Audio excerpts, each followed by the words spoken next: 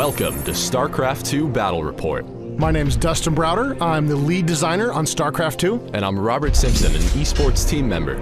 We've got a great game for you here today. We've got two of our players at the studio, Yeon Ho Lee playing as the Zerg and David Kim playing as the Protoss. They'll be playing on Scrapyard. This is a new map we have for StarCraft 2 that's got a lot of really interesting features on it. And we can see here we've got Yeon Ho as the blue Zerg in the upper left part of the map. And as we move across the map, we'll see both of these players are actually very close to one another right across this narrow gap of space. And here we come upon David Kim playing as the white Protoss. There's a lot of interesting terrain features on Scrapyard, the first of which is going to be this rather large front ramp that leads into your base. It's a lot harder to block than the rest of the maps that we've seen in any of the battle reports. Yeah, absolutely. A lot more challenging for the Protoss player on this map to block that ramp and defend themselves from any early aggressive Zerg moves. Coming down to this part of the map, we can see there's a natural expansion. This is a place both players are likely to try to look to lay down some additional buildings and start collecting some additional resources. And right up here in the middle, there's a small group of vents putting up some smoke. Units can't see past that smoke, so it's a great place to hide your units. Now the map continues to lead down into another expansion as well as a very important point of interest in the center of the map. This is a Xel'Naga watchtower. When a ground unit gets by one of these, it illuminates a large area of vision around it, and surrounding that Xel'Naga watchtower is also those vents that block line of sight. Yeah, so you can see, just move past the watchtower, and very briefly there while you activate it, you saw exactly how much vision that thing revealed. It's a very critical strategic resource for both players to try to control. Control of that watchtower can be the key to victory on this map. And you can see David Kim's got his first probe moving very aggressively across the map and right into the Zerg base. Oh, and it looks like David Kim just barely caught sight of Yeon Ho Lee moving his drone out of his base, looking like he's going for a natural expansion currently. He is saving up those resources, as you can see in the overlay in the top left corner of the screen, and David Kim blocks it right as he gets up to that 300 mineral marker. We can see Yeon Ho Lee sending out another drone trying to scare off David Kim's probe, but David Kim is resilient in his harassment. Just keeping dancing that probe around. He's blocked the building. The Zerg player's trying to place another hatchery there.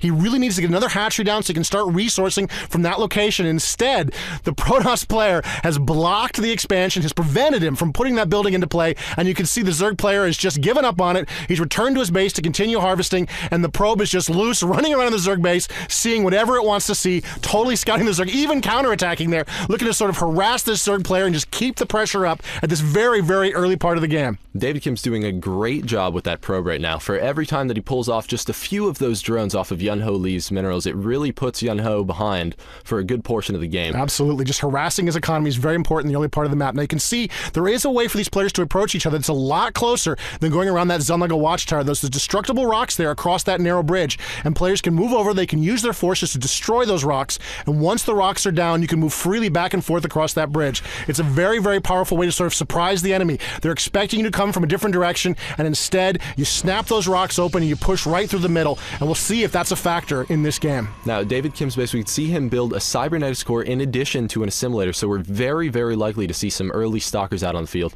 Back over at Yeon Ho's base, David Kim is not giving up. He is getting the most money harassment possible out of this probe. And oh, we can see him actually chasing, looking like Yeon Ho is again going for the natural expansion. Will the probe make it in time? No, the probe does not make it in time, and David Kim had managed to keep that expansion off the map for a huge amount of time, but the Zerg player finally does get it into position. And here you can see there's the Xel'Naga watchtower, and then the Zerg player, he doesn't control it with that overlord, but he can watch it, so he'll know if David Kim has control of the watchtower, and he'll know whether or not David can see him coming. And you can see the probe moves into position, and it's activated the watchtower, so the Protoss players really wants to make sure that he sees what's going on. You can see in the overlay there are now 6 Zerglings in production about to move out of the map, and 2 of them are already on the way. So the Zerg are beginning their aggressive move. The Zergling, a very fast unit, very aggressive, very dangerous, and here come the Zerg in small numbers starting to swarm across the map. That overlord knows exactly where the probe is, so those Zerglings are going to be able to run right through those vents and start harassing that probe. Will the probe be able to make it back to his base? We have a couple more Zerglings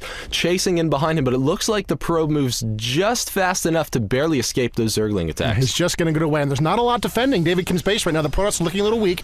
Here come a couple of nullifiers. This is a new unit to StarCraft 2. It's got a very powerful ability called a force field that it can use to block terrain. You can see the nullifiers are moving out, but they don't want to get trapped. They don't want to get surrounded, so they move back up the ramp, and you can see the Zerg are hiding in the vents, gathering their forces, sort of waiting to see. Here come some more Zerglings that look like from the south, moving up into those vents, and the Zerg are just lurking there, waiting for enough forces to move in, and here they go, moving into the Protoss base. So right now that's 8 Zerglings trying to move up to the Protoss base, but those are 2 beautiful force fields set out by David Kim. He can now micro one of his nullifiers around while the other one continues to lay down cover fire. The Zerglings know they have no chance and start heading back into the base, but it's not looking like 2 Zerglings are going to pose a very large threat against those nullifiers and all the probes in the base. Yeah, even the probes could turn and fight if they needed to, and you can see the Zerglings are trying to remain a threat, trying to harass, and they don't really get much out of it. They're quickly destroyed by the nullifiers, and the nullifiers are sort of free to move back to protect the front of the Protoss base. Meanwhile, the Zerg have gathered in the smoke, are trying to hide, and that's a Zealot and 3 nullifiers moving out to engage. It looks like the Zerg are going to have to run for it. They're not going to be able to hang out there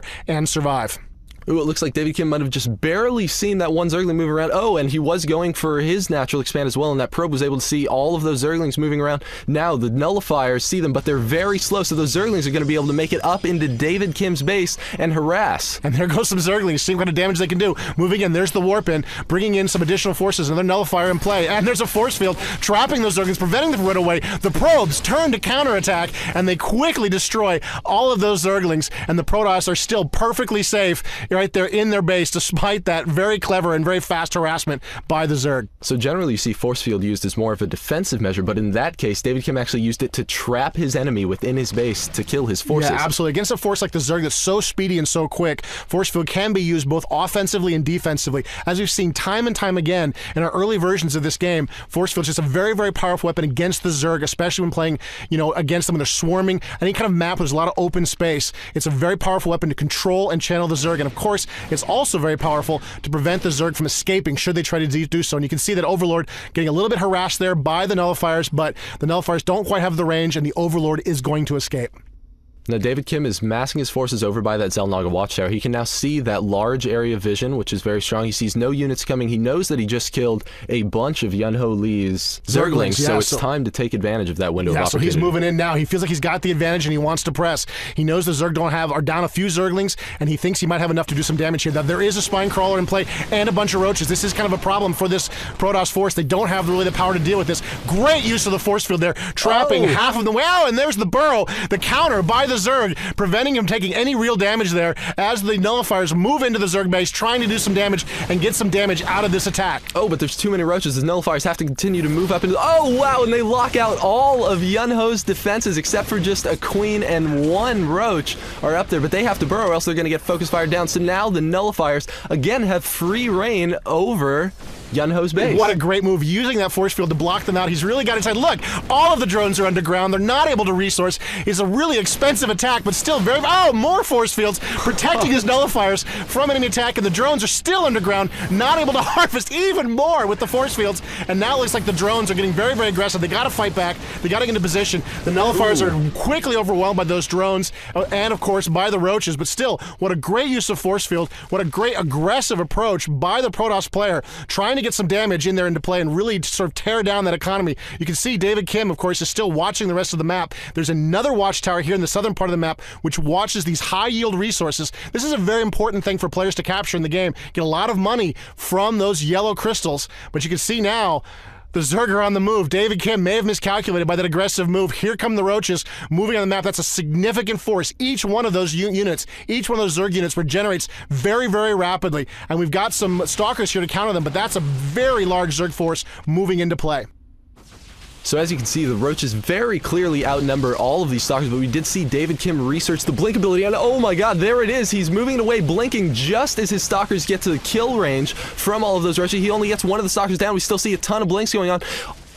He only lost 1 Stalker out of that enormous attack. We see the Roaches continue to move in to David Kim's base and try to pressure. We see another force field trapping all of the Roaches inside his natural expansion. David Kim is now able to micro around those Stalkers and continue to take out the Zerg threat. Yeah, that was a great use of force field. It didn't look like it was that dangerous, but you can see even now it's preventing those forces from coming up very, very quickly.